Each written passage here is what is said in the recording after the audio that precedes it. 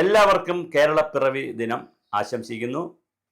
പുതിയ നവംബർ 1 എപ്പോഴും പുതിയ കേരളം ഉണ്ടായതിൻ്റെ ദിനാഘോഷങ്ങൾ നടത്തുന്നൊരു ദിവസമാണ്. മലയാളി സ്ത്രീകളൊക്കെ നേരിയത് സാരിയും അതുപോലെ പുരുഷന്മാർ നേരിയത് മുണ്ടും ഒക്കെ ഉടുത്ത് ഇങ്ങനെ കസവ് മുണ്ടും കസവ് സാരിയൊക്കെ ഉടുത്തുകൊണ്ട് കോളേജുകളിലും സ്കൂളുകളിലും സ്ഥാപനങ്ങളിലുമൊക്കെ ജോലിക്കൊക്കെ പോകുന്നൊരു ദിവസമാണ്. എന്തായാലും വളരെ സന്തോഷം. എല്ലാവരും കുഞ്ഞു കുഞ്ഞു സന്തോഷങ്ങളാണല്ലോ വലിയ സന്തോഷം, കാത്തിരിക്കുന്ന വലിയ സന്തോഷങ്ങളെക്കാൾ വലുതെന്ന് മനോഹരമായ ഒരു ആപ്തവാക്യം തന്നെയുണ്ട്.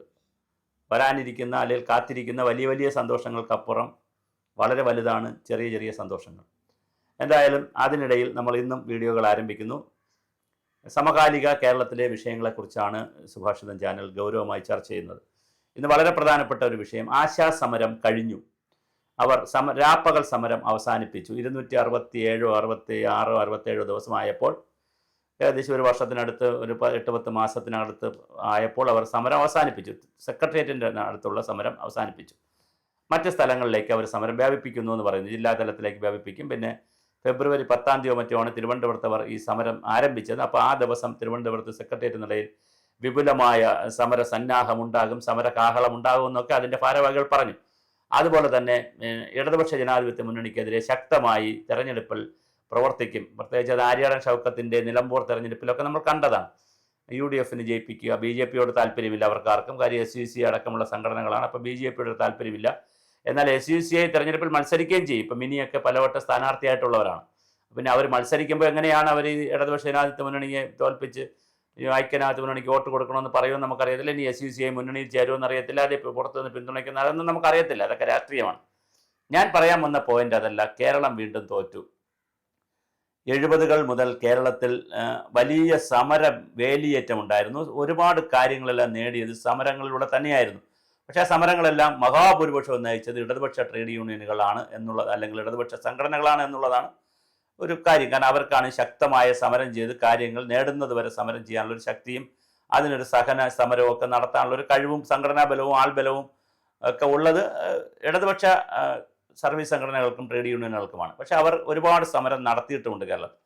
70കളുടെ കഥയാണ് ഞാനിപ്പോൾ. 80കളാകുമ്പോൾ സമരം ഒരു അശ്ലീലമാണ് എന്നുള്ള രീതിയിൽ കേരളത്തിൽ ചർച്ചകൾ വന്നു.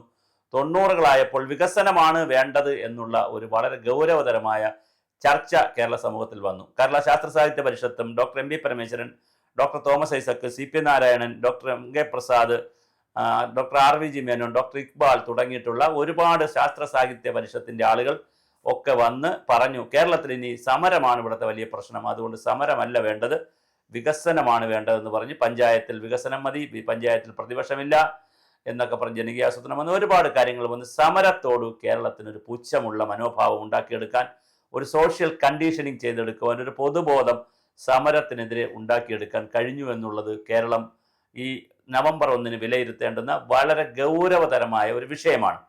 കാരണം കേരളം ആ കാര്യത്തിൽ രാഷ്ട്രീയമായി തോറ്റാണ് കേരളം മുന്നോട്ട് പോകുന്നത്. ഇപ്പോൾ എല്ലാവർക്കും വികസനം മതി.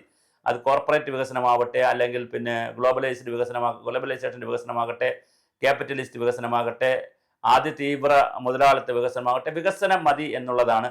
മറ്റൊരു സമരവും വിജയിക്കുന്ന കഥയല്ല. പ്രത്യേകിച്ച് പരിസ്ഥിതി സമരങ്ങളെല്ലാം നോക്കൂ. ഏത് പരിസ്ഥിതി സമരം എടുത്താലും അതിൽ മതസംഘടനകൾ, മത തീവ്രവാദികൾ, ഭീകരവാദികൾ, NGOകൾ, വ്യക്തികളൊക്കെയാണ്. ഇപ്പം വിളപ്പിശാല ഫാക്ടറി മുതൽ ഏത് സമരം എടുത്താലും അവരാണ് ഇതിൻ്റെ മുന്നിൽ നിന്ന് വിജയിപ്പിക്കുകയും അല്ല അതിൻ്റെ മുന്നിലും പിന്നിലുമൊക്കെ ഉണ്ടാവും. പൊതു രാഷ്ട്രീയ പാർട്ടികൾ, ഇപ്പോൾ മുത്തങ്ങ സമരം എടുത്തോളൂ, അരിപ്പ സമരം എടുക്കൂ, അല്ലെങ്കിൽ ഏത് സമരം എടുക്കും, ആദിവാസികളുടെ സമരം എടുക്കുക, കർഷക തൊഴിലാളികളുടെ സമരം എടുക്കുക, പട്ടികജാതി പട്ടികവർഗക്കാരുടെ സമരം എടുക്കുക, പരിസ്ഥിതി സമരം എടുക്കുക, പൊതുസമൂഹത്തിൻ്റെ സമരം എടുക്കുക. ഈ സമരങ്ങളിലൊക്കെ വളരെ കൃത്യമായ രാഷ്ട്രീയ പാർട്ടികളുടെ നിലപാടോ അല്ലെങ്കിൽ സാന്നിധ്യമോ കാണുന്നില്ല എന്നുള്ളൊരു വളരെ ഗൗരവതരമായ കാര്യമാണ്. എല്ലാവർക്കും 1000 രൂപ കൂട്ടിക്കൊടുത്തപ്പോൾ ആശാ വർക്കേഴ്സിനും കൂട്ടിക്കൊടുത്തു.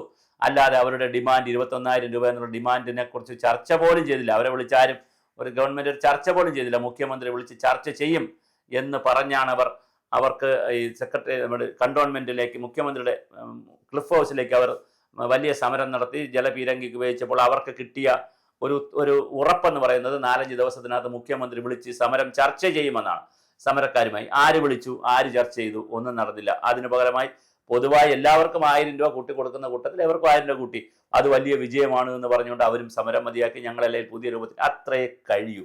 സ്ത്രീകളെ നമ്മൾ കുറ്റം പറയാൻ കഴിയില്ല. കേരളം കണ്ടിട്ടില്ലാത്ത സമാനതകളില്ലാത്ത സഹന സമരമാണ് അവർ നടത്തിയത്. വലിയ സമരമാണ് അവർ ചെയ്തത്. അതിന് സ്ത്രീകളെ എത്ര അഭിനന്ദിച്ചാലും മതിയാവില്ല. പക്ഷേ ആ സമൂഹത്തോട് നമ്മുടെ ഇവിടുത്തെ സാംസ്കാരിക സാമൂഹ്യ നായകരൊക്കെ കുറേയൊക്കെ പ്രതിബദ്ധതയൊക്കെ കാണിക്കുകയും കുറേ ബഹളമൊക്കെ ഉണ്ടാക്കി, കുറച്ച് സംവിധാനങ്ങളൊക്കെ പറഞ്ഞു, അവർക്ക് സപ്പോർട്ടൊക്കെ കൊടുത്തെങ്കിലും കേരളത്തിൻ്റെ പൊതുബോധം അവരെ കൂടെ നിന്നില്ല എന്നുള്ളതാണ് ഞങ്ങളുടെ കാഴ്ചപ്പാട്. അങ്ങനെ പൊതുബോധം അവരെ കൂടെ നിന്നിരുന്നെങ്കിൽ അതിനെ രാഷ്ട്രീയമായിട്ട് എങ്ങനെ മുതലാക്കാൻ പറ്റുമെന്നുള്ള നിലയിൽ UDF-ഉം എന്തെങ്കിലും രാഷ്ട്രീയ നേട്ടം കിട്ടുമോ എന്ന് ആക്കിക്കൊണ്ട് BJP-യും ഇതിനെ രാഷ്ട്രീയമായി തന്നെ പൊളിക്കണം എന്നുള്ള നിലയിൽ ഇടതുപക്ഷവും ഒക്കെ പരസ്പരം പോരടിച്ചും തമ്മിൽ തല്ലിയും ഒക്കെ തീർത്തപ്പോൾ സുരേഷ് ഗോപി ഇടയ്ക്ക് അവിടെ ചെന്നു. പിന്നെ സുരേഷ് ഗോപി എന്തെങ്കിലും കൊണ്ടുവന്നാൽ വന്നാൽ മതി. പക്ഷെ അതിനുശേഷം 1500 രൂപ കേന്ദ്രം കൂട്ടിയിട്ടും പിന്നെ സുരേഷ് ഗോപി പോയില്ല. അങ്ങനെ പല തരത്തിൽ ആ സമരം പിന്നെ BJP തിരിഞ്ഞേ നോക്കിയില്ല. അവസാനം UDF-ന്റെ മാത്രമായി ഒരു പിന്തുണ പിന്നെ പൊതുസമൂഹം തിരക്കാതായി. അങ്ങനെ ആ സമരം കേരളത്തിന് നൽകുന്ന ഒരുപാട് പാഠങ്ങളുണ്ട്. ആശാസമരം ഒന്ന്, ഇത്തരത്തിലുള്ള സ്ത്രീകളെ വിചാരിച്ചാൽ ഇത്രയും വലിയ സഹന സമരം നടത്താൻ പറ്റും. അതൊരു പോസിറ്റീവായിട്ടുള്ള കാര്യമാണ്. 2, 267 ദിവസം അവർ സമരം കൊണ്ടുപോയി. 3, കേരളമാകെ ചലിപ്പിക്കാനും പൊതുബോധത്തിലേക്ക് വിഷയം കടത്തിവിടാനും അവർക്ക് കഴിഞ്ഞു. അതിനകത്ത് യാതൊരു തർക്കവുമില്ല.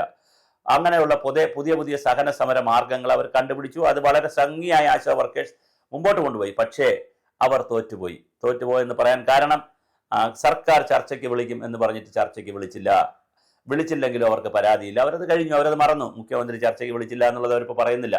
അത് കഴിഞ്ഞിട്ട് 21,000 രൂപ ഡിമാൻഡും 5 ലക്ഷം രൂപ വിരമിക്കൽ ആനുകൂല്യവും ചോദിച്ചിട്ട് ഒരു ചർച്ചയും എങ്ങും നടന്നില്ല.